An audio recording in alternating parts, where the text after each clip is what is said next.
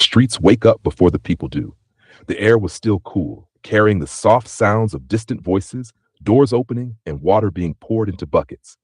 A young man named Daniel woke up before sunrise. He didn't jump out of bed quickly. Instead, he stayed still for a moment, listening to the world outside his window, as if trying to understand what kind of day was waiting for him. Daniel had plans, but life rarely follows plans exactly. He wanted to find work, improve his English, and help his family. These were simple goals, but they felt heavy sometimes, like carrying invisible stones in his pocket.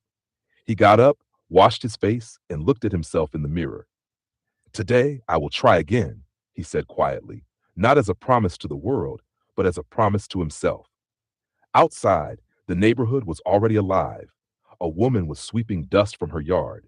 Children were walking to school with backpacks bouncing on their backs. A radio played low music from a nearby house, mixing with the sound of birds that seemed to argue about who owned the sky. Daniel walked down the road slowly. He liked walking because it gave him time. His words felt big, like doors he had not opened yet. At a small shop on the corner, he bought bread and tea. The shopkeeper greeted him with a smile and asked, "How is your day starting?" Daniel paused.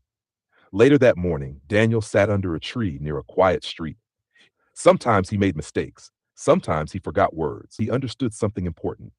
That made sense in a hidden way. Was focused on sentences, on pronunciation, on building confidence one word at a time. A small opportunity appears in the afternoon. Daniel heard about a small opportunity in town. A local office needed someone who could help with simple communication tasks.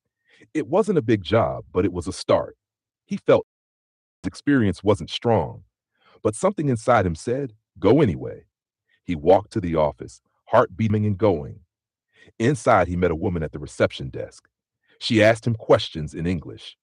Some he understood immediately. Some he had to think about carefully. He answered slowly, choosing his words like someone picking fruit from a tall tree. There were moments of silence, moments of he surprised himself by speaking more clearly than he expected. When he left the building, nothing had been decided yet. But Daniel felt different, not because he succeeded, but because he tried. Evening reflection. That night, Daniel returned home as the sky turned orange and then dark blue. The neighborhood lights began to glow. It hadn't been perfect. He still had many things to learn, but something had shifted inside him. He opened his notebook again and